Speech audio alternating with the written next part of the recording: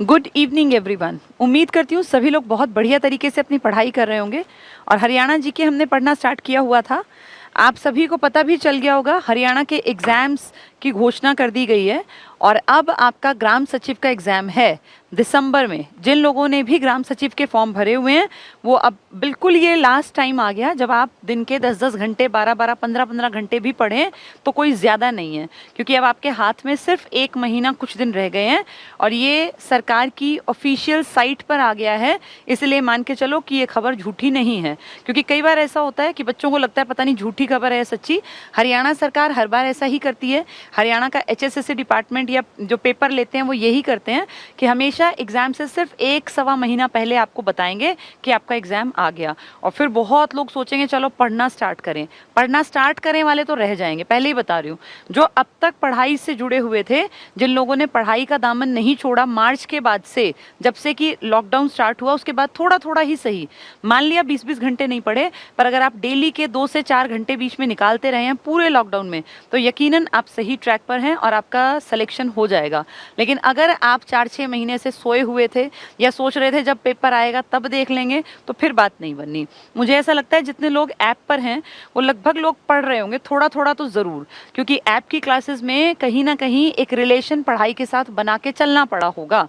तो बिल्कुल ना से तो बहुत बेहतर हैं वो लोग जो ऐप पे मई से जुड़े हुए हैं। उन्हें बहुत सारी चीज़ें आ गई, अब उन्हें सिर्फ रिवीजन करना है बहुत सारी चीज़ों का, जबकि बहुत सारी जनता तो अब उठेगी और वो सोचेगी पढ़ना स्टार्ट करें। हरियाणा जीके की आपकी 15-16 क्लासेस हो गई हैं। पहले हम थोड़ा स्लो चल रहे थे, अब हम कोशिश करेंगे थोड़ा फास्ट कर लें जितना हो पाएगा। और रही बात आपके जैसे हिंदी की क्लासेस हैं, अब मैं दिसंबर के स्टार्टिंग में कोशिश करूँगी हिंदी की क्लासेस ले लूँ। ऐप वालों का सिलेबस ज़्यादा कवर हो पाएगा। क्लास में थोड़ी सी दिक्कत ये आएगी कि क्लास में ना हमारे ऊपर लिमिटेशंस हैं। सरकार ने कह दिया भाई 3 घंटे की क्लासेस लगानी है 9 से 12 की। हम तो फिर भी अपने रिस्क पे 4.5 घंटे पढ़ा रहे हैं। हम लगभग 1:30 बजे तक बच्चों को पढ़ा रहे हैं, 9:15 बजे क्लास स्टार्ट करके और 1:30 बजे तक, क्योंकि हमें पता है कि इस तरह 3 घंटे में सिलेबस पूरा होता नहीं है। देखेंगे, कोशिश करेंगे 1 आधा घंटा और बढ़ा दें। जब इतना रिस्क ले रहे हैं तो 1-1.5-2 घंटे का और सही। लेकिन फिर भी सिर्फ सेंटर पे सारा कोर्स पूरा करना बड़ा मुश्किल होगा। भाग दौड़ रहेगी। जो ऐप पे जुड़े हैं उन लोगों का हिस्ट्री, अगर वो पुराने जुड़े हुए हैं मेरे पार्ट पे, हिस्ट्री पॉलिटिकल साइंस हो गया होगा, करंट अफेयर्स चल रहा होगा, फिजिक्स केमिस्ट्री बायो कंप्यूटर सब कुछ आपका इर्द गिर्द में लगभग लपेटे में आ चुकी होंगी बातें। ऐसे ही मैथ्स का भी बहुत सारा सिलेबस हो गया होगा। अब जब सारी जनता जागेगी तब आप उनसे काफ़ी आगे हैं रेस में। अब बस स्पीड पकड़ के रखनी है और बढ़ाते जानी है अगर आपको सिलेक्शन चाहिए तो, ठीक है। चलिए, हम लोगों ने एक टॉपिक पढ़ना शुरू किया था हरियाणा के प्रमुख पर्यटन स्थल, मेजर टूरिस्ट प्लेसेस, और हमने देखा था कि हरियाणा में वैसे तो दुनिया भर की चीज़ें हैं, लेकिन इनके लिए सरकार ने जो है खास काम नहीं किया। कि ऐतिहासिक स्थल तो ढेर हैं, लेकिन सरकार ने ये कोशिशें नहीं की कि उनको इस तरह से आगे बढ़ावा दें कि वहाँ से हम कुछ पैसा कमा सकें या इंटरनेशनल लेवल पे इस चीज़ को हमें एक पहचान के तौर पे देखा जाए। जैसे पानीपत के 3 युद्ध हुए, लेकिन पानीपत के युद्धों के बारे में दुनिया तो जानती है, पर किसके मन में ये आता है कि जाके पानीपत देख के आए कि कैसे युद्ध हुए, कैसी वो ज़मीन है। कुरुक्षेत्र, महाभारत पूरी दुनिया को पता है, लेकिन कुरुक्षेत्र घूमने के पर्पज से विदेशी बहुत ज़्यादा कब आते हैं, अगर आते हैं तो इक्के दुक्के ना के बराबर। जबकि दिल्ली आप देखो घूमने कितने विदेशी आते हैं, कारण उसको बढ़ावा दिया गया, उसको प्रमोट किया गया। तो जो ये प्रमोशन है ना, ये कहीं ना कहीं लैक करता है हरियाणा में। इसीलिए हम सांस्कृतिक तौर पर तो समृद्ध थे, लेकिन उसको अगली पीढ़ी तक बढ़ाने की कोशिश हमारी सरकारों ने उस तरह से नहीं की शायद जैसे की जानी चाहिए थी। और इसीलिए आपके हरियाणा में बहुत बड़े बड़े म्यूजियम बन सकते थे, क्योंकि इतनी बड़ी ऐतिहासिक पृष्ठभूमि जहाँ है वहाँ बड़े म्यूजियम क्यों नहीं है। अगर दिल्ली में एक से एक म्यूजियम बन सकता है तो हरियाणा में क्यों नहीं बन सकता है, लेकिन छोटे लेवल पर। उतना अभी ब्रॉड एस्पेक्ट नहीं दिखाई दे रहा जितना कि हरियाणा काबिल था। कोई बात नहीं, धीरे धीरे हम पढ़ के आगे बढ़ के अगली पीढ़ियों तक कोशिश करेंगे जितना ये बातें पहुंचा पाएं। कल हमने कई सारी चीज़ें पढ़ी थी और उन कई सारों में टेबल में हमने पढ़ना शुरू किया था। एक क्विक रिविजन लेंगे 5 मिनट का, ताकि चीज़ें हमारे दिमाग में रहें, फिर आगे बढ़ेंगे। पेहोवा कल हमने पढ़ा था। कुरुक्षेत्र में पृथु राजा था, अपने पिता वेणु का तर्पण किया था, तो ये इसलिए श्राद्ध के लिए इंपॉर्टेंट। कपाल मोचन सोम सरोवर हिंदू और सिख एकता का प्रतीक है, गुरुद्वारा भी है और मंदिर भी है, कपाल मोचन, तो इसीलिए इंपॉर्टेंट था ये। कालेश्वर महादेव मठ, धरती पर 12 मठ हैं, जिनमें से एक आपके तमिलनाडु के रामेश्वरम में है और एक आपके हरियाणा के कालेश्वर महादेव मठ यमुनानगर में पड़ता है। लेकिन यमुनानगर में इतनी इंपॉर्टेंस नहीं बन पाई जितनी रामेश्वरम की बन गई। रामेश्वरम तो पूरी दुनिया जानती है, जबकि कालेश्वर को हरियाणा के लोग भी नहीं जान पाए ढंग से। प्राची तीर्थ एक ऐसा तीर्थ जहां माँ गंगा, जो कि पवित्रता की प्रतीक है, उनके भी पाप धुल गए थे, तो प्राची तीर्थ गंगा के पाप धुलने वाली जगह थी। गौड़ीय मठ चैतन्य महाप्रभु, बंगाली साधु, बंगाल से रिलेशन है ना, उनसे जुड़ा हुआ है। ब्रह्म सरोवर एक ऐसा सरोवर कहते हैं राजा कुरु ने खुदवाया था और खुद ब्रह्मा जी ने, कहीं कहीं लिखा है ब्रह्मा जी ने खोदा था, ब्रह्मा जी ने आके यहाँ सृष्टि की शुरुआत की थी। मतलब जो धरती बनी है ना, वो हम मानते हैं कि हमारे ब्रह्म सरोवर से, इसकी मिट्टी से उसकी शुरुआत हुई थी। ये एक ऐसा सरोवर है जिसमें ब्रह्मा जी भी हैं, विष्णु भी हैं और महेश भी हैं, यानी सृष्टि का निर्माण करने वाला, सृष्टि का पालन करने वाला और सृष्टि का संहार करने वाला। ये चारों तरफ से पक्का है और इसकी इंपॉर्टेंस इस बात से दिखती है कि इसका जिक्र अबुल फजल ने भी किया, जो अकबर के टाइम में थे, बहुत बड़े रचनाकार थे। और एक आदमी था अल बरूनी, जो भारत आया था, जिसने किताबुल हिंद लिखी है, उसमें भी कुरुक्षेत्र के इस ब्रह्म सरोवर का जिक्र है। तो कुछ ना कुछ तो बात है, तभी हिंदू धर्म की बातें आप देख रहे हैं कि दोनों इस्लाम धर्म वाले हैं फिर भी कर रहे हैं, तो कुछ रहा होगा। इसके बाद है सूर्य कुंड, जैसे सूरज कुंड आए तो फरीदाबाद, सूर्य कुंड आए तो फिर इसको याद करना, जहाँ मान्यता है कि निसंतान स्त्रियाँ जो होती हैं उनको अगर स्नान करें तो उनको संतान की प्राप्ति हो सकती है। और ये आपके यमुनानगर में है, वो फरीदाबाद में सूरज कुंड, सूर्य कुंड बिलासपुर यमुनानगर। सफीदों, जहां जन्मेजय नाम के राजा ने सर्प दमन यज्ञ किया था, क्योंकि उनके पिताजी को एक सांप ने काट लिया था और उस सांप के काटने से उनकी मृत्यु हो गई थी। इनके पिताजी का नाम था परीक्षित, तो जन्मेजय के यज्ञ, सर्प दमन यज्ञ के कारण सफीदों की ऐतिहासिक इंपॉर्टेंस है। कहाँ पड़ेगा? आपके जींद में, ठीक है। आपगा या आपया ऐतिहासिक नदी है, वेद पुराणों में भी इसकी कहीं ना कहीं जिक्र आया है। स्थल बोहर रोहतक में पड़ेगा और यहाँ पे बाबा मस्तनाथ यूनिवर्सिटी है। कनफटे साधु यहाँ पे रहते हैं और इसकी मेन इंपॉर्टेंस तो यही है, जैसे स्थल बोहर आए तो कनफटे साधु से, गोरखनाथ इनके पहले गुरु थे, तो नाथ संप्रदाय से संबंधित है। ये रहा नाथ और गोरखनाथ। नेक्स्ट है चंद्रकूप। कहते हैं कि चंद्रकूप एक ऐसा कुआं था जिसको युधिष्ठिर ने खोदा था श्री कृष्ण के कहने पर, इसकी यही इंपॉर्टेंस है महाभारत जीतने के बाद, ठीक है। तो युधिष्ठिर ने। कुबेर तीर्थ क्या था? ये भी चैतन्य, गौड़ीय मठ भी चैतन्य, कुबेर तीर्थ भी चैतन्य का, और यक्षपति कुबेर की द्वारा यज्ञ किए गए थे। कुबेर मतलब धन के भगवान। ज्योतिसर सरोवर हमने कल पढ़ा था, जो गीता का पवित्र उपदेश दिया गया था वो इसी सरोवर के निकट, और ये सारा पक्का नहीं है, इसका सिर्फ चबूतरा पक्का है, जबकि ब्रह्म सरोवर का चारों तरफ से पक्का है पूरा एरिया, इसका सिर्फ चबूतरा। तो यहाँ पे श्री कृष्ण ने गीता का उपदेश दिया और इसी के पास पड़ता है बिड़ला मंदिर। मैंने कल भी बताया था, बिड़ला परिवार बहुत अमीर घराना है और आज से नहीं, आज़ादी से पहले टाइम से बहुत तगड़े थे। तो इन लोगों ने पूरे देश के अलग अलग कोनों में अलग अलग भगवानों के मंदिर बनवाए। पैसा था ही तो भगवान को समर्पित कर दिया कुछ, भाई तेरा तुझको अर्पण वाली बात।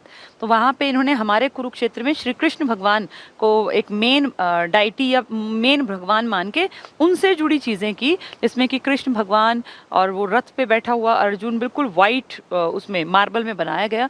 एक तरह से कह सकते हैं कि कृष्ण को समर्पित है, सारे नहीं लेकिन हमारे वाला। और इसीलिए गीता के श्लोक लिखे हुए हैं बिड़ला मंदिर पर, 1952 में ये बनाया गया था, ठीक है।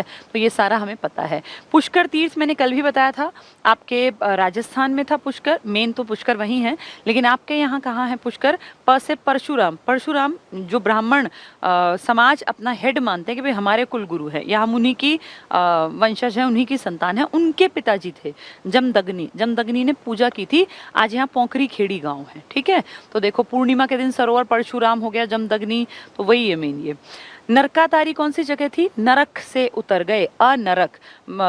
जो ये अपने भीष्म पितामह थे, जब ये शर शैया पर लेटे थे, मतलब शर होता है ये तीरों की शैया पर जब लेटे थे, तो उस टाइम पर ये चाहते तो प्राण त्याग देते, लेकिन सूरज दक्षिणायन में था, सूरज के उत्तरायण में आने का वेट करते रहे और उसी शरशैया पे लेटे रहे। इनसे रोज मिलने जाते थे ना दुर्योधन वगैरह भी और ये पांडव भी।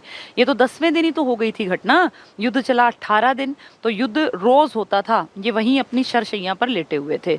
इनको इच्छा मृत्यु का वरदान था, लेकिन मृत्यु ये जानबूझ के नहीं ले रहे थे, क्योंकि ये सूरज की उस स्थिति की प्रतीक्षा में थे। जब इनको प्यास लगी तो वहीं पे अर्जुन ने एकदम से तीर मार के, और कहते हैं गंगा की धारा सीधे इनके मुंह तक पहुंचा दी थी। तो यही वो जगह है जहां इन्होंने प्राण त्यागे, और इसलिए कहते हैं कि यहीं से महाभारत का युद्ध शुरू हुआ और यहीं पे महाभारत का अंत हुआ। जैसे भीष्म पितामह के अगर इतिहास को पढ़ते हैं तो कहीं ना कहीं शकुनी और इन सब के बारे में आप पढ़ के जानते हैं कि जो अंबालिका, वो जो पुराने कैरेक्टर थे, जो इनको श्राप मिला था, तो उसके बाद ही तो ये था ना कि तेरा भाई वध ऐसे इंसान, कुछ इस तरह की बातें थी। एग्जैक्टली तो मुझे अब सारी कहानी नहीं याद, पर हाँ इनका एक नेगेटिव रोल भी था थोड़ा सा, जहाँ गड़बड़ी फील की गई थी, और बाद में कहा गया कि इसी जगह पे उसकी शुरुआत हुई और इसी जगह उनका अंत हुआ। बाण गंगा वही जहाँ वो बाण मार के गंगा जो है इनके नदी का उद्भव हो गया था एक धारा के रूप में। राम राय ये भी हो गया था। राम राय भगवान राम से संबंधित एक स्थल है, और इसका संबंध राम, लक्ष्मण और सीता कभी जब घूमते हुए आए थे तो उससे है। ठीक है। इसके बाद पांडु पिंडारा, पांडवों ने अपने पूर्वजों का यहाँ पे एक पिंड दान किया था, यानी बहुत सारे ब्राह्मणों को भोजन कराया उनकी आत्मा की शांति के लिए, इस तरह से हवन यज्ञ वगैरह कराया, इसलिए इसको कहते हैं हरियाणा का हरिद्वार। और ऐसा एकदम से नहीं कराया, युद्ध तो कहने को 18 दिन चला, 900 ईसा पूर्व में हुआ था, लेकिन इसके लिए उनको 12 साल तक वेट करना पड़ा था। 12 साल उन्होंने तपस्या की, जब जाके ये सोमवती अमावस्या आई और तब उन्होंने फिर पिंड दान किया। तो ये था 12 वर्ष सोमवती अमावस्या, इसलिए इसको क्या कहते हैं, हरियाणा का हरिद्वार। भद्रकाली शक्तिपीठ, कल ये लास्ट हुआ था। भद्रकाली के बारे में मैंने बताया था कि कैसे भद्रकाली एक रूप है सती का, माँ पार्वती का, और पार्वती और उनके पति शिव को एक बार पार्वती के पिताजी थे दक्ष प्रजापति, इन्होंने कोई बड़ा यज्ञ हवन करवाया, सारे देश से राजाओं को बुलाया, लेकिन पार्वती और शिव को न्योता नहीं दिया। कल मैंने कहानी सुनाई थी। फिर कैसे पार्वती अपने पिताजी से पूछने गई, वो गुस्से में आई और उसको लगा मैं क्या करूं, इन्होंने मेरे हस्बैंड की बेइज्जती की, भाई मेरी बेइज्जती की, तो अग्निकुंड में वो कूद गई। और फिर उसकी डेड बॉडी को लेकर शिवजी जो है हाथ में उठा के ले चले, तो विष्णु को लगा कि कहीं शिव का गुस्सा बढ़ता जाए और फिर धरती पर प्रलय आ जाए, तो उन्होंने सुदर्शन चक्र छोड़ दिया, और सुदर्शन चक्र से धीरे धीरे करके माँ सती के शरीर के 52 टुकड़े हो गए।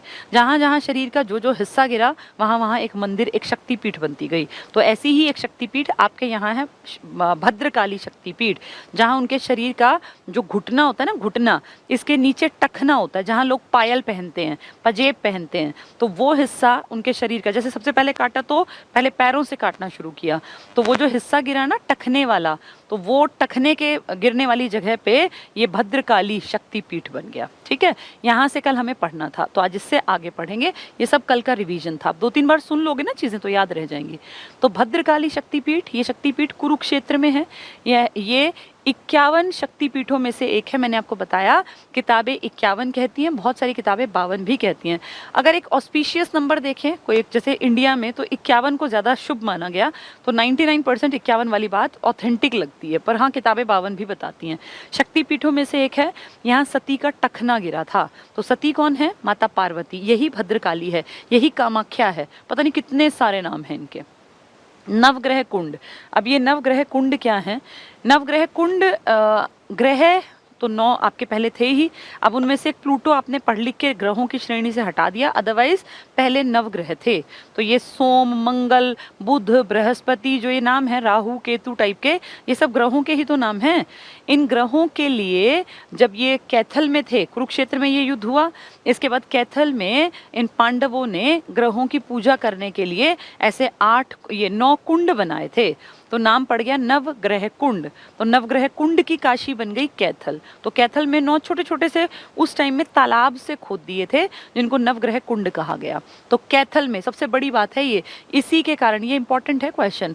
कैथल में भगवान श्री कृष्ण ने युधिष्ठिर से नवग्रह कुंडों का निर्माण कराकर नवग्रह यज्ञ कराया था। इन कुंडों के कारण कैथल को छोटी काशी, बहुत इंपॉर्टेंट, वेरी वेरी इंपॉर्टेंट, वो कहेंगे नवग्रह कुंड की काशी कौन सी है, तो आप कहोगे ये कैथल वाली। 2 काशी हैं आपके यहाँ, एक भिवानी भी आपकी काशी है, ये भारत की छोटी काशी कहलाती है, क्योंकि इंडिया में एक काशी तो यूपी में है, एक कहेंगे भारत की छोटी काशी बताओ, तो आप कहोगे भिवानी। क्यों? क्योंकि यहाँ मंदिर बहुत ज़्यादा हैं, भिवानी में मंदिर अधिक होने के कारण इसको इंडिया की छोटी काशी कहा जाता है। फिर कहेंगे हरियाणा की छोटी काशी कौन सी, तो हरियाणा की बड़ी काशी तो ये, और हरियाणा की छोटी काशी कैथल। क्यों कैथल, क्योंकि यहाँ पे नवग्रह कुंड खोदे गए थे। किसने, श्री कृष्ण ने। किससे खुदवाए, युधिष्ठिर और उनके भाइयों से। चंद्रकूप भी युधिष्ठिर ने ही बनाया था, वो एक कुआं था। ये नवग्रह कुंड है, 9 ग्रहों के नाम पे कुंड बना दिए थे। ठीक है, ये वेरी इंपॉर्टेंट में है, कैथल वाला भी और आपका ये भिवानी वाला भी। कारण अलग है, यहाँ कुंड बने थे, वहां मंदिर ज्यादा है। तोशाम के पंचतीर्थ, ये तोशाम क्या है, कहते हैं यहाँ भी 8 कुंड यहाँ भी बनाए थे, लेकिन फेमस है उनमें से 5 कुंड। तो वो 5 कुंड ज्यादा फेमस हैं। वैसे तोशाम की एक चीज और भी फेमस है, ये तोशाम की बारादरी है। मैं थोड़ा सा बता देती हूँ आपको। तोशाम एक जगह का नाम है, तोशाम भिवानी में पड़ता है, और यहाँ पे एक बहुत बड़ी इंपॉर्टेंट चीज है बारादरी। क्या है बारादरी, कहते हैं ये जो आपके ये थे ना पृथ्वीराज चौहान, जो अजमेर मारवाड़ के इलाके के राजा थे, दिल्ली पे जिनका राज था, जो हरियाणा तक राजपाट जिनका फैला था। 1191 1192 तराइन का युद्ध पृथ्वीराज चौहान ही तो लड़े थे, पूरे बेल्ट उन्हीं की थी। तो पृथ्वीराज चौहान जो थे ना, उन्होंने यहाँ पे जो ये तोशाम की बारादरी है, इसको कहते हैं ये उनकी कचहरी थी, मतलब यहाँ बैठ के वो न्याय करते थे। इसकी खासियत क्या है, यहाँ पे 3-3 करके ऐसे और चारों तरफ कमरे बना रखे हैं। लेकिन अजीब बात है, इन कमरों में से एक में भी चौखट नहीं है। 3 चौक 12, तो ये 12 हैं, लेकिन इनमें से किसी में चौखट नहीं है। और ये जो बीच में है ना, ये केंद्रीय कक्ष है, सेंट्रल हॉल। तो सेंट्रल हॉल में राजा बैठता था, पृथ्वीराज चौहान, और फिर वो केसेस को सुनते थे। उस टाइम पे, उस टाइम राजा ही न्यायाधीश हुआ करते थे। तो इनके आसपास ये इस तरह के 12 कमरे थे, 3-3-3-3 करके। केंद्रीय कक्ष में बैठा हुआ आदमी जो है ना, उसकी एक होल्ड होता था और वो सबसे बड़ा माना जाता था। तो ये पृथ्वीराज की कचहरी कहलाती है। बारादरी क्यों कहते हैं, क्योंकि 12 दरवाजे थे, लेकिन एक में भी चौखट नहीं थी। 12 दरवाजे इन द सेंस वैसे दरवाजे नहीं थे, बिना चौखट के ऐसे कक्ष बना रखे थे। ठीक है, एक बीच में सेंट्रल हॉल। तो ये तोशाम के पंचतीर्थ भी बारादरी की तरह से ही हैं। पंच मतलब 5 फेमस हैं, बनवाए 8 थे लेकिन है फेमस। भिवानी स्थित तोशाम की पहाड़ी पर 8 पानी के कुंड बने हुए हैं, जिसे पांडव तीर्थ के नाम से जाना था, क्योंकि 5 तीर्थ फेमस हैं।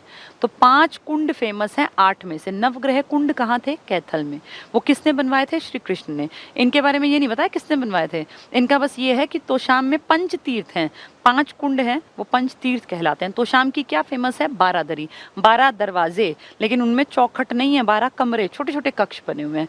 ढोसी एक ऐसी पहाड़ी जिसकी ऊंचाई जो है वो 652 मीटर है, और ये अरावली में सबसे ऊंची है, क्योंकि हरियाणा की सबसे ऊंची की हाइट है 1467 मीटर, लेकिन ये आपके उत्तरी हिस्से में है, मतलब हरियाणा के ऊपर के हिस्से में है।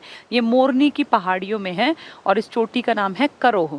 लेकिन जो इसकी बात हो रही है ये ढोसी है, और ये आपकी अरावली की पहाड़ियों में है। जमीन आसमान का अंतर है ना। अरावली आपकी दुनिया में सबसे पुराने पहाड़ हैं, अवशिष्ट पर्वत हैं, बचे हुए हैं, लेकिन शिवालिक की पहाड़ियाँ जो मोरनी हिल्स हैं, ये तो बिल्कुल नए हैं। तो दुनिया में सबसे नए पहाड़ों में आपके यहाँ सबसे ऊंची चोटी है ये वाली, और दुनिया के सबसे प्राचीन पहाड़ों में आपके यहाँ चोटी है ये वाली, 652 मीटर। कहते हैं यहाँ पे एक ऋषि मुनि बैठे और तपस्या करते गए 7000 साल तक तपस्या करते गए। ऐसा सुन के हमें लगेगा ऐसा कैसे हो सकता है, लेकिन पौराणिक चीज़ें ऐसा कहती हैं कि पहले सच में बहुत लोगों के पास तपस्या के बाद जिंदा रहने का हुनर था, और लोग हजारों साल तक तपस्या कर लेते थे। उनकी लाइफ हमारी तरह नहीं थी कि सांस की बीमारी हो गई, किसी को कोरोना हो गया या इस तरह की बीमारियां। वो सालों साल वो एक्चुअली खाते इतना बढ़िया थे, तब कोई मिलावट नहीं थी, कुछ नहीं था। तो एवरेज आदमी भी तब तो देखो, हमारी दादी वगैरह जो है बताती थी कि 100-100 साल तो नॉर्मल सब जीते ही जीते थे। जो भी मेरी दादी के टाइम के लोग भी 90+ करके ही तो गए हैं सब।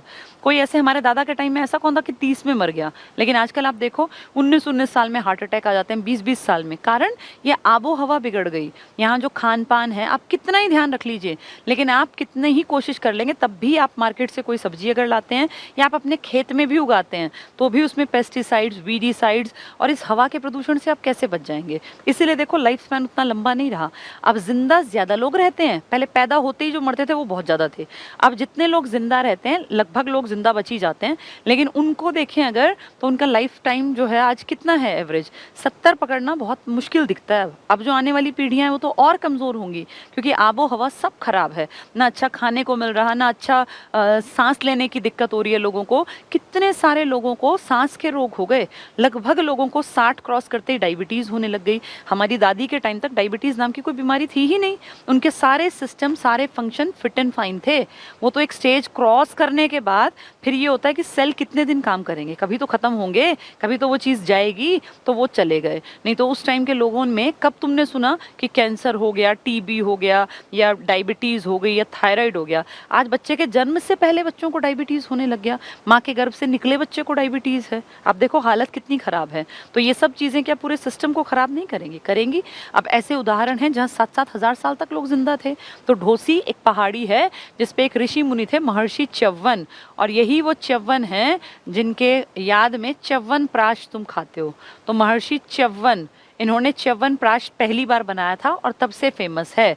ढोसी की पहाड़ी पर 7,000 साल तक इन्होंने तपस्या की थी। तो ये बहुत बड़ी अचीवमेंट है। उस टाइम हमारे हरियाणा के ढोसी की पहाड़ी पे बैठे थे ये, और ये कहाँ पड़ेगी? महेंद्रगढ़ में। ठीक है। नेक्स्ट है पंचवटी। प से पंचवटी, प से पलवल। पलवल में कहते हैं यहाँ पे सीता और भगवान राम और पांडव ये सब रहे थे। तो पंचवटी, पंचवटी 5 वट के पेड़ थे यहाँ, 5 वट वृक्ष थे, इसीलिए इसका नाम पड़ा पंचवटी। और यहाँ पे खास क्या है? पलवल में प और पांडवों के समय निर्मित प्राचीन मंदिर है यहाँ। अज्ञातवास, जब ये 1 साल के लिए अज्ञातवास में थे ना, किसी को पता ना चले पांडव कहाँ हैं, तब उन्होंने यहाँ पे विश्राम किया था। तो पंचवटी में माता सीता की भी कुटिया मिलेगी और पंचवटी में द्रौपदी घाट भी है। क्यों? क्योंकि ये लोग भी वहाँ रुके थे। जब ये 1 साल वनवास के बाद 1 साल इनको और इसमें रहना था ना, अज्ञातवास में, कि अगर पकड़े जाएंगे तो वापस 14 साल के लिए जाएंगे। तो उस दौरान, अज्ञातवास के दौरान, पांडव भी यहाँ रुके हैं, इसलिए द्रौपदी घाट है। और 5 वट वृक्ष हैं, इसलिए स्थान का नाम पंचवटी है। प से पलवल में है ये। ठीक है। नेक्स्ट है मार्कंडेय। मार्कंडेय कौन था? एक ऋषि थे। मार्कंडेय इतिहास में, पुराणों में एक ऋषि मुनि हैं, और ये ऋषि मुनि बहुत बड़े भक्त हैं भगवान शिव जी के। इतने बड़े भक्त हैं कि इनकी किस्मत में लिखा था कि इनको 16 साल में मर जाना है। 16 साल में जब यमराज इनको लेने आए तो यमराज से शिवजी भिड़ गए कि मेरा ये भक्त जो है ये बहुत दिल से मुझे मानता है और इसका पूर्ण विश्वास है कि मैं इसको जाने नहीं दूंगा, मैं इसको मरने नहीं दूंगा, तो मैं यम से भी लड़ने को तैयार हूँ। और कहते हैं यमराज ने छीने हुए प्राण वापस किए थे। किसके? मार्कंडेय ऋषि के। ऋषि मुनि थे ये। 16 साल का एक यंग नौजवान लड़का भगवान की, शिवजी की इतनी भक्ति करता था कि मरने के बाद भी प्राण वापस ले आए थे शिवजी भगवान। वही मार्कंडेय तीर्थ है, मार्कंडेय ऋषि। तो कुरुक्षेत्र में है, धर्मनगरी यही है। सरस्वती हमारी पुरानी नदी, इसके तट पर है। ऋषि मार्कंडेय का आश्रम है। कितने साल में ये एक्सपायर हो गए थे? 16 साल।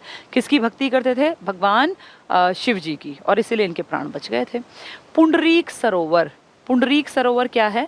ऐसा मानते हैं कि ये, एक तो पहली चीज़ तो पुंडरीक सरोवर की खासियत है कि सतयुग से, सतयुग कब था? सतयुग, द्वापर युग, अब आप कलयुग में बैठे, चौथा युग चल रहा है ना ये।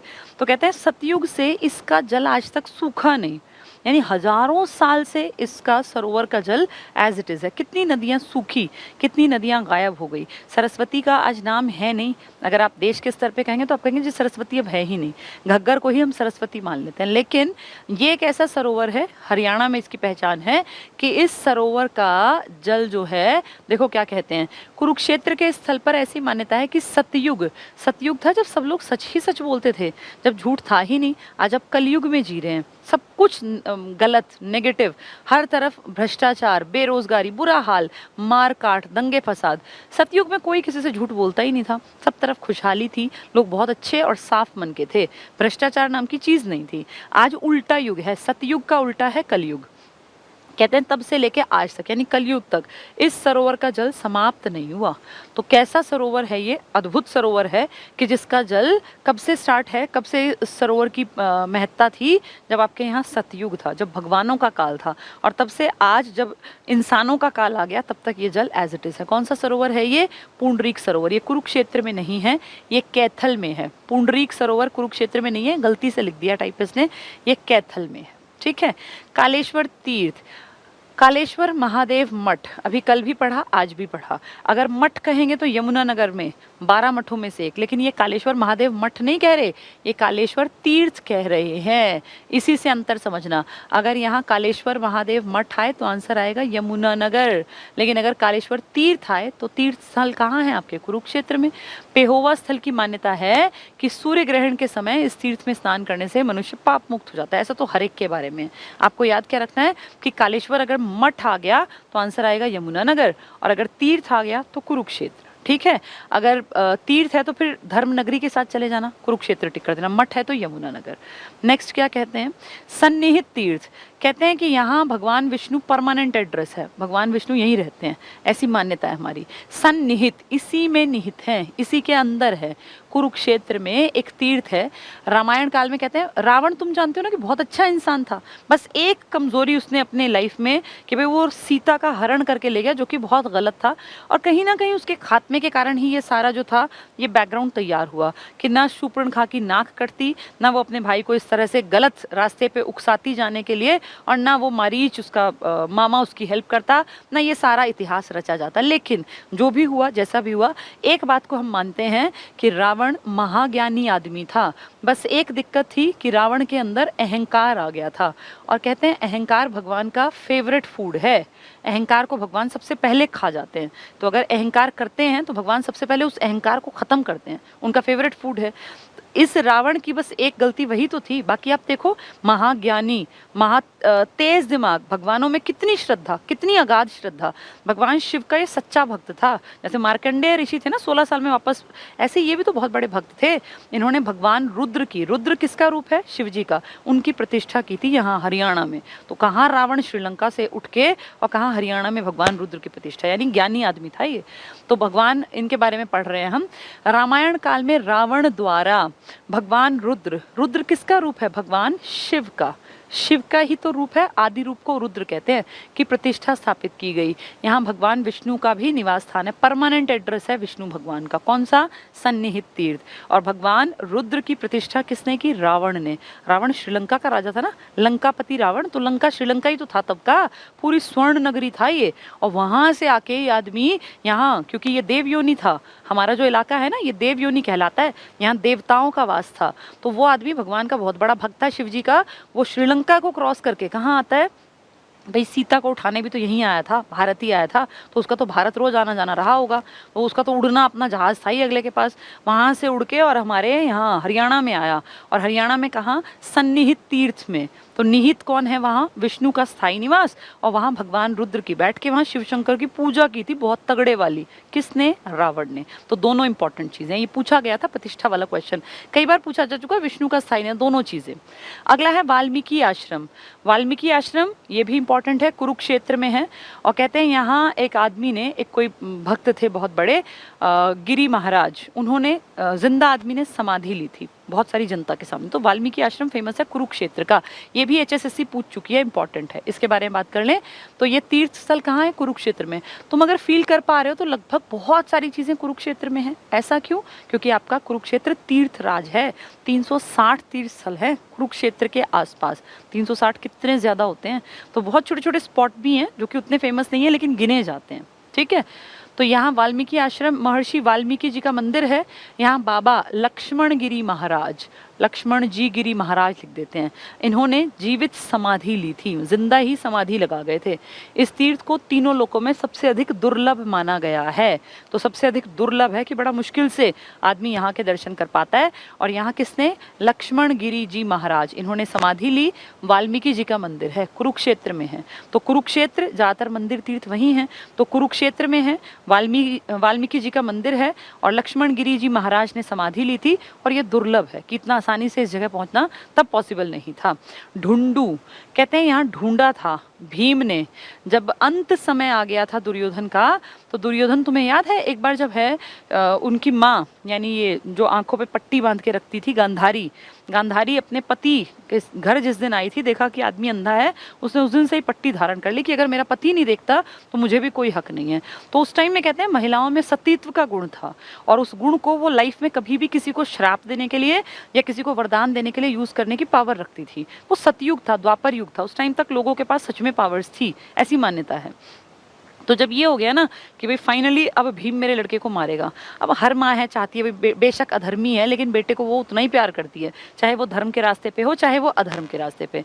तो याद करो वो सीन तुमने भी देखा होगा जब इसने अपने बेटे को कहा कि बेटा तू इस युद्ध में अगर अमर होना चाहता है, कि तू ना मरे, किसी भी तरह से तुझे कोई सा भाई ना मार पाए, तो तू एक काम कर कि अपने सारे कपड़े त्याग दे, सारे वस्त्र त्याग दे और मेरे सामने आके खड़ा हो जा। तो ऐसे ही ये अपनी माँ का कहा मान के दुर्योधन थोड़ी सी तो मुझे लगता है मोटी बुद्धि का भी आदमी था, पर खैर जो भी था, दुर्योधन अपनी माँ की बात मान के सारे वस्त्र त्याग के और चल पड़ा। रास्ते में कृष्ण भगवान मिले और तुम बोले तुम्हें शर्म नहीं आती, तुम इतने जवान होके माँ के सामने ऐसे बिना वस्त्रों के जाओगे। तो इसको सच में शर्म आई कि हाँ ठीक कह रहे हैं कृष्ण भगवान, और मेरी माँ क्या सोचेगी, मैं कोई छोटा बच्चा थोड़ी हूँ।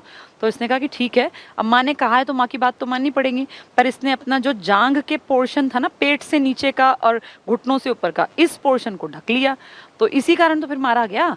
बाद में फिर जब ये हुआ कि भैया अब खात्मा होगा और बुरी तरह पीछे पड़ गए भीम, तो कहते हैं ढूंढू नाम की जगह 21 राजा थे, 21 या इक्ष्वाकु भी कह देते हैं, उस वंश को बाद में इक्ष्वाकु कहलाए, वहाँ के राजा, उनकी पूरी टेरिटरी थी ये। तो वहाँ जाके एक इसमें अंदर घुस के बैठ गए, ढूंढू नाम की जगह, वहीं से फेमस हुई है। फिर आए भीम और इनको निकाला, और निकाल के फिर इनकी जंघा पे ही तो वार किया था। तो इस तरह से इनका खात्मा हुआ, अधर्म पे धर्म की विजय हुई। इस ढूंढू की ये इंपॉर्टेंस है, यहाँ ढूंढ के मारा था। जींद का वो स्थान है, सोचो लड़ाई कहाँ थी, कुरुक्षेत्र, और भागा कहाँ, जींद में, ताकि बच जाऊं। तो जींद का वो स्थान जहां दुर्योधन का वध हुआ था, ढूंढू तीर्थ के नाम से प्रसिद्ध है।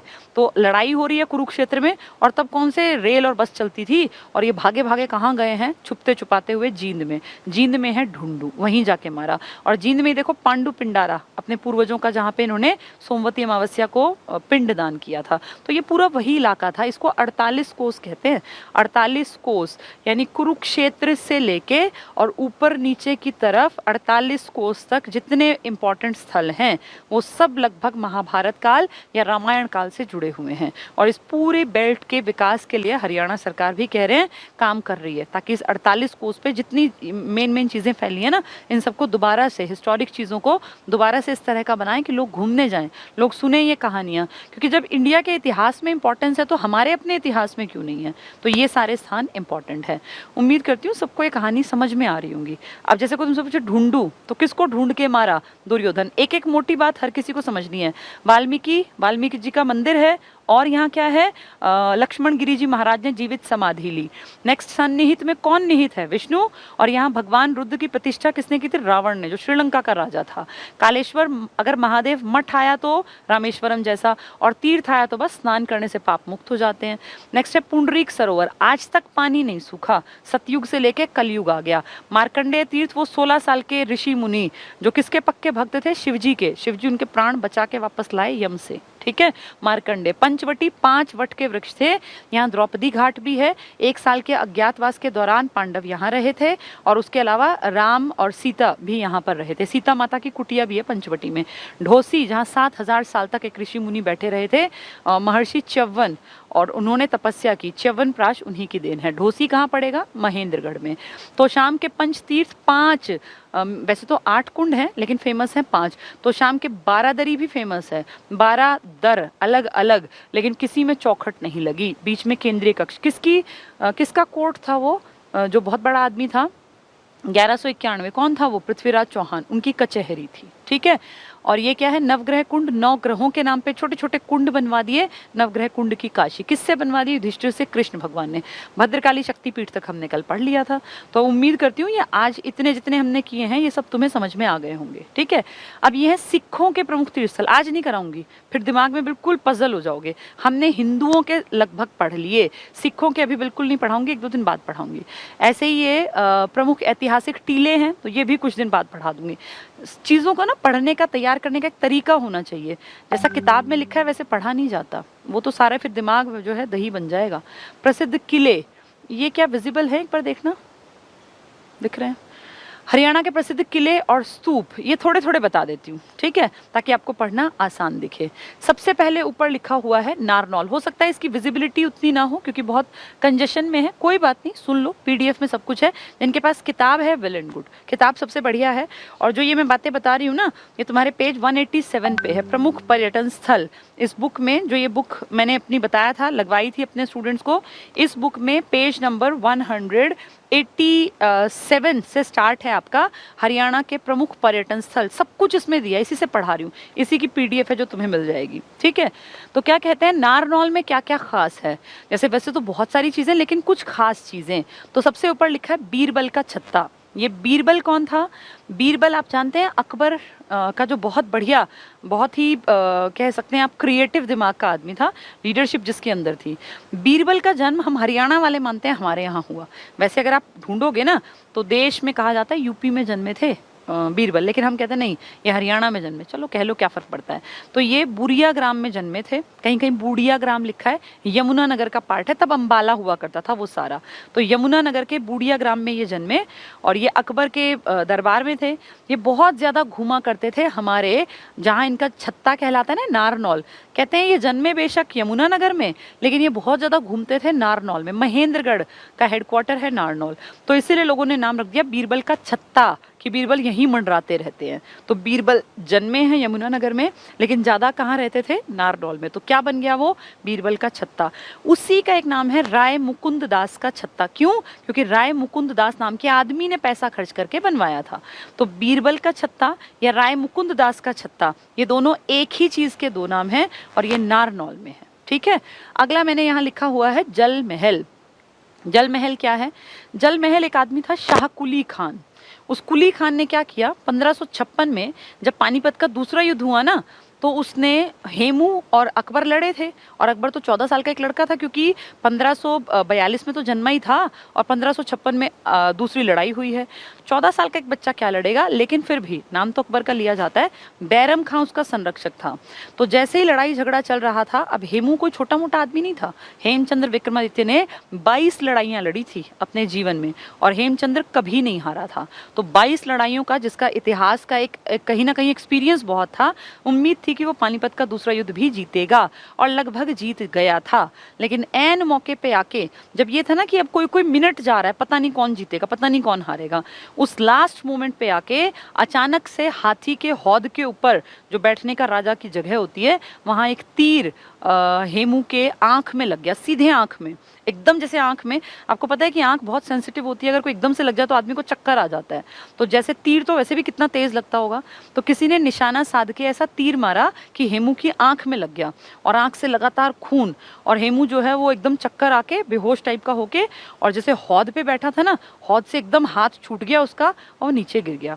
जैसे ही हेमू नीचे गिरा तो सेना को लगा कि हेमू तीर लग के मर गया, इसलिए सेना जो थी पीछे, जो कि लगभग जीत रही थी, वो भाग गई, तुरंत भागने लगी वापस कि हम भाई अब राजा मर गया तो हमें तो मारा ही जाएगा, हम अकेले कैसे लड़ेंगे। और उस भागती सेना का फायदा उठा लिया बैरम खां ने, और बैरम खां ने जैसे ही देखा कि ये नीचे गिर गया, बेहोश है, लगभग आधा मूर्छित है, अब आंख में तो भाई किसी का तीर लग गया तो उसका क्या हाल होगा, वो तो खोल ही नहीं पा रहा आंख को, उसका सारा ध्यान इसमें है। बैरम खां तुरंत अपने घोड़े से कूदा, या जिस पे बैठा था हाथी से, और तुरंत कूदते ही सीधे हेमू का सर कर्म कर दिया, और हेमू का सर काटते ही विजय किसकी हो गई? अकबर की। तो अकबर इस तरह से विजयी हुआ। ये लास्ट मोमेंट तक सबको लग रहा था कि शायद ये जीतेगा हेमू, लेकिन हेमू हार गया। उस आंख के एक तीर से हेमू पानीपत के दूसरे युद्ध में हार गया। ये क्यों बता रही हूँ? क्योंकि जल महल जो है ना, शाह कुली खान, इसने मदद की थी अकबर की। जो अकबर की तरफ से तीर लगा था ना, भाई किसी ने तो तीर मारा होगा, उस टाइम पे मदद करने के लिए शाह कुली खान आया था। ये नहीं लिखा कहीं कि इसने तीर मारा, लेकिन लिखा है कि हेमू को पकड़वाने में इसका बहुत बड़ा योगदान था। तो इसीलिए अकबर ने खुश होकर इसको नारनौल का जागीरदार बना दिया कि यार तेरी वजह से वो भाई हमारा दुश्मन था, हम कहाँ दिल्ली को हड़प पाते अगर ये बैठा रहता, क्योंकि दिल्ली तो उसने ले ली थी ना। तो इसने कहा कि तेरी वजह से वो मारा गया, इसलिए तुम्हें हम दिल्ली से लगते नारनौल, तब तो ये उसी का इलाका था, दिल्ली के आसपास का ही, तो वो सारी रियासत तुम्हारी। तो इस तरह से शाह कुली खान को ये रियासत का मालिक बना गए, जागीरदार बना गए, भाई एक प्रॉपर्टी का मालिक। 11 एकड़ में ये जल महल इसने बनवाया था। आज यहाँ जल जैसा कुछ है नहीं, लेकिन कहते हैं कि एक टाइम था जब यहाँ चारों तरफ जल भरा रहता था और बीच में महल था, तो नाम क्या पड़ गया? जल महल, ठीक है। फिर है चोर गुम्बद। एक अफगान था, हमारे यहाँ पे ना बहुत पहले अफगानिस्तान के भी तो लोग आ गए थे, ईरान, इराक, अफगानिस्तान, ये सब भाग आए थे इंडिया। क्यों? क्योंकि ये गरीब देश थे और हम बहुत रिच थे, हमारे यहाँ खूब खान पान, हरी भरी हरियाली चारों तरफ, समृद्ध थे, हम बहुत ज़्यादा अमीर थे। इंडिया बेसिकली बहुत ज़्यादा अमीर देश था, इसीलिए हमारे ऊपर इतने अटैक हुए। अब जैसे अटैक किसी भिखारी के ऊपर थोड़ी होता है, भाई रात में कोई लूटेगा दूसरे को तो वो ये देखेगा ना कि बाइक हो, चेन हो, पर्स हो, फोन हो, कुछ तो हो। जो खुद ही भीख मांग रहा है, जो एक एक रोटी के लिए हाथ फैला रहा है, उसको कौन लूटेगा? उसके पास क्या मिलना है? तो जो भिखारी देश थे इनके ऊपर कभी आक्रमण नहीं हुए, आक्रमण हुए अमीर देशों के ऊपर, जिनका पता था कि एक बार चले जाओ और किसी एक मंदिर में भी घुस के लूटोगे तो तुम्हारे देश में टोटल इतना पैसा नहीं होगा जितना एक मंदिर में यहाँ मूर्तियों में लोगों ने सोना दे रखा है। तो इंडिया इतना ज्यादा, ये ऐसी थोड़ी कहावत है कि हम सोने की चिड़िया थे, ये विदेशी कहा करते थे, हम नहीं कहते थे, ये विदेशी कहते थे कि भारत सोने की चिड़िया है। क्यों? क्योंकि वो देख गए थे कि यहाँ इतना है कि कितना ही लूट लो इनके ऊपर फर्क ही नहीं पड़ता। और ये सच्ची बात है, सोमनाथ के मंदिर लूटने से हमारे ऊपर असर नहीं आया, कुछ नहीं फर्क पड़ा। पूरे विदेशी जितने भी आए आक्रमणकारी, मैं सिर्फ ब्रिटिश ईस्ट इंडिया की बात नहीं कर रही कंपनी की, मैं बात कर रही हूँ मध्यकाल में हमारे ऊपर कितने तो अटैक हुए। मध्यकाल और प्राचीन काल के बीच के दौर में तो अटैक ही अटैक थे। 17 बार आक्रमण करने वो आदमी वैसे ही थोड़ी आया, भिखारी के ऊपर कौन आक्रमण करेगा? उसने कुछ तो देखा होगा। किसकी बात हो रही है? ये गौरी के काल की, याद है ना, गौरी गजनवी हैं। तो गजनवी और गौरी, जो गजनवी था उसका तो टारगेट ही बस एक था, इंडिया से धन लूटना। गौरी तो चलो यहाँ धन लूट के बसना भी चाहता था, उसका कोई अपना बेटा नहीं था, लेकिन गजनवी तो सिर्फ एक टारगेट लेकर आता था, आक्रमण करना है, धन लूटना है और वापस चले जाना है, गजनी को अमीर बनाना है। तो हमारा देश बहुत अमीर था।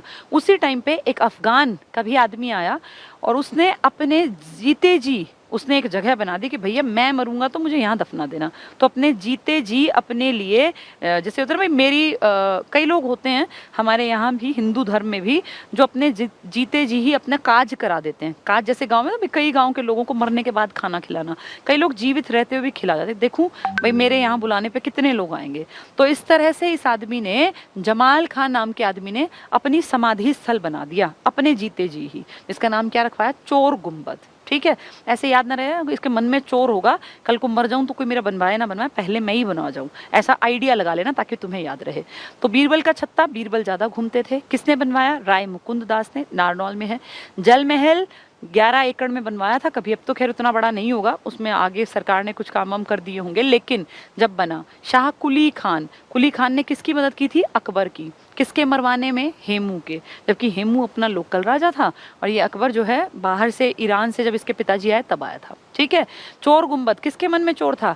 जमाल खान। उसको क्या लगा कि कहीं मेरे मरने के बाद मेरी समाधि ना बना, तो पहले ही समाधि स्थल बनवा दिया। पलवल का किला, मोटिया कला इसका नाम है, मोटिया कला। ठीक है, कुछ खास नहीं है, बस यही इसके बारे में। और शेरशाह सूरी के टाइम में ये फेमस था। होडल की सराय, होडल कहाँ है? पलवल में। इसका निर्माण कराया था भरतपुर, जो राजस्थान में है ना आज, ये भरतपुर में जाट राजा थे बहुत बड़े, जिनका नाम था सूरजमल। आपने पानीपत मूवी में जाट राजा सूरजमल का कैरेक्टर भी देखा होगा, वो थोड़ा अजीबोगरीब बनाया, ऐसे नहीं थे, ये कहलाते थे जाटों के प्लेटो। प्लेटो सुना है आपने? प्लेटो, सुकरात, अरस्तु, ये 3 सबसे बड़े दार्शनिक थे, बहुत दूर का विजन लेके, जो एक कह सकते हो आपकी फिलोसोफर्स थे इस धरती पर स्टार्टिंग में। तो हम कहते हैं कि जाटों का प्लूटो कौन था? प्लूटो नहीं, सॉरी, प्लेटो। प्लूटो तो हमारा ग्रह था। तो जाटों का प्लेटो कौन कहलाता है? जाट राजा सूरजमल। ये कहाँ थे? राजस्थान, भरतपुर। ये हरियाणा से बिल्कुल, पूरा इलाका ये हरियाणा जैसा ही तो था तब। राजस्थान और भरतपुर ये हरियाणा से लगते हुए हिस्से थे, आज भी भरतपुर टच करता है। तो ये जो है भरतपुर के राजा सूरजमल ने इसका निर्माण कराया। किसका? होडल की सराय। कहाँ है? पलवल में। कोस मीनार, जीटी रोड आप जानते हैं, जीटी रोड बहुत पहले कच्चे रोड के रूप में चंद्रगुप्त मौर्य ने बनवाया, लेकिन इसको प्रॉपर जो श्रेय जाएगा जीटी रोड का, ये आप कहोगे शेरशाह सूरी ने बनवाया। GT road, grand trunk road, Shershah Suri मार्ग जिसका नाम है। अब जो NH1-2 मिक्स करके NH44 का हिस्सा बन गए, ये है आपका जीटी रोड। तो जीटी रोड पे एक अंदाजन कि भाई कितनी दूर आ गया आदमी चलते चलते। ये कभी पुराने टाइम में देखो कहाँ, अफगानिस्तान, पाकिस्तान से आके और कलकत्ता तक जाता था।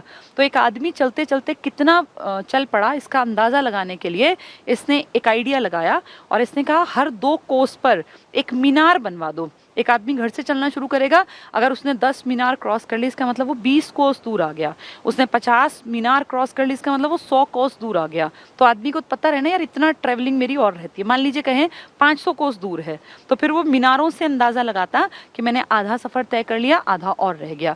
तो इस तरह की मीनार पूरे जीटी रोड पर है, पर क्योंकि ये एक खास जगह की बात करें तो वहां की पढ़ लेते हैं, कोस मीनार। ठीक है, अब इन सबको पढ़ा दूंगी, पहले वो मेन बता दूं।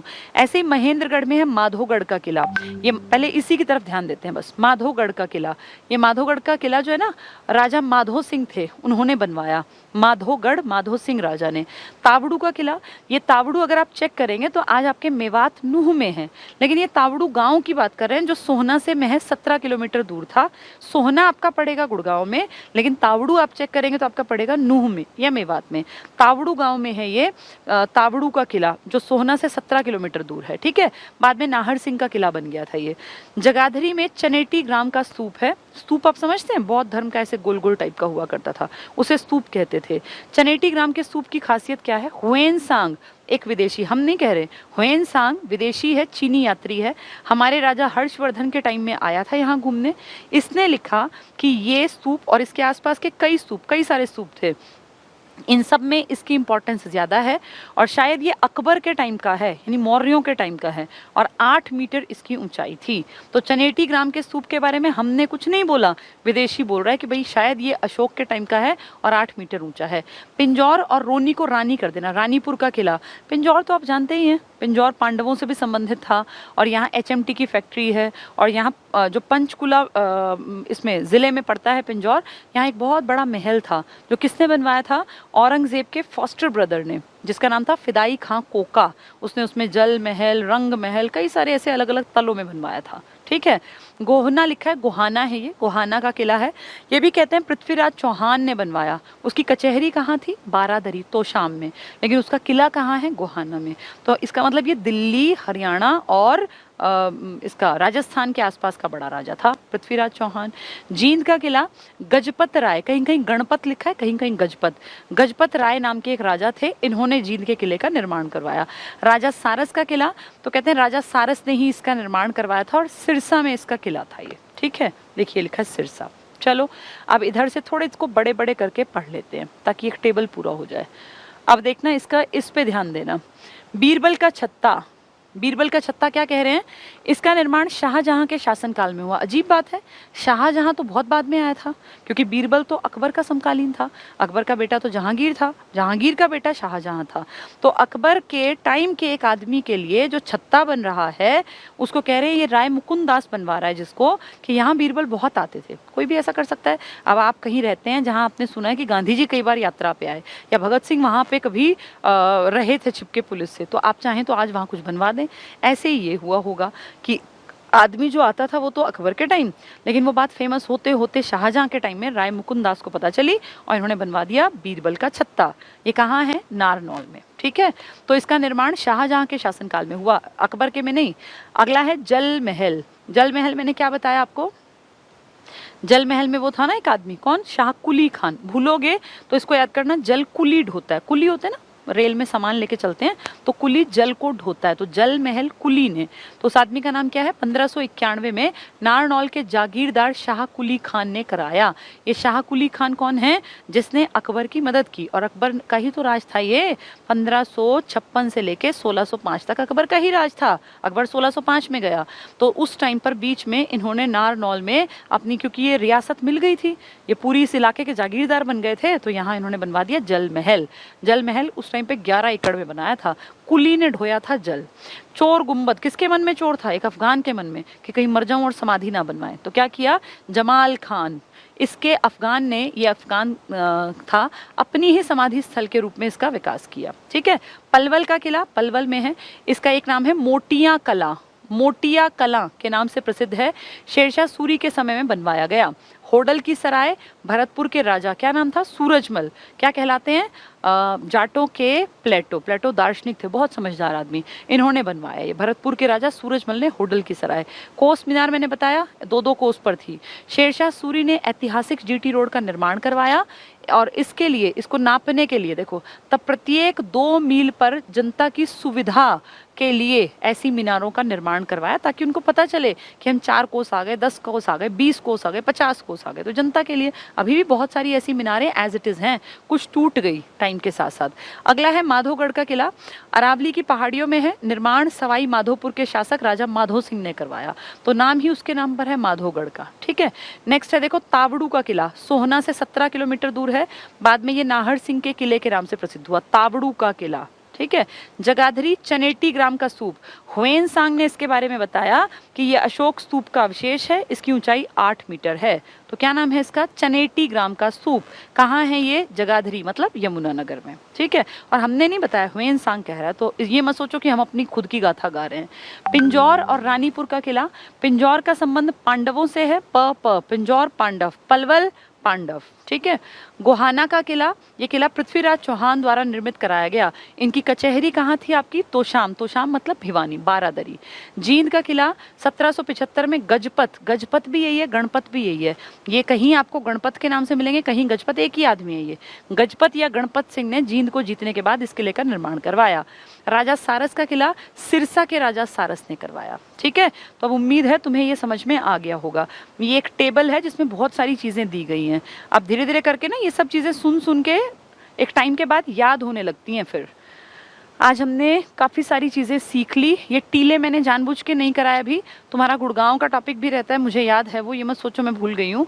सिखों के तीर्थ स्थल भी नहीं कराए, पहले हमने हिंदुओं के किए और फिर हमने कहीं कहीं का मिक्सचर पढ़ लिया, जैसे नारनौल की 3-4 चीज़ें पढ़ ली, पलवल की पढ़ ली, सिरसा की, जींद की, और इस तरह के अलग अलग। ठीक है, एक क्विक रिवीजन लेते हैं जो आज पढ़ा है बस, ताकि एक दिमाग में रह जाए। भद्रकाली से पढ़ा था ना, भद्रकाली शक्तिपीठ, सती का टखना, नवग्रह कुंड, 9 ग्रहों के लिए कुंड, छोटी काशी। तो शाम के पंचतीर्थ 8 कुंड हैं पर 5 फेमस हैं। तो शाम की बारादरी, पृथ्वीराज की कचहरी, ढोसी 7000 साल तपस्या, च्यवन नाम के ऋषि ने, पंचवटी 5 वट वृक्ष, अज्ञातवास के दौरान ये अपना 5 भाई और इनकी पत्नी, इसलिए द्रौपदी घाट, माता सीता भी रही इसलिए सीता से भी जुड़ा हुआ है।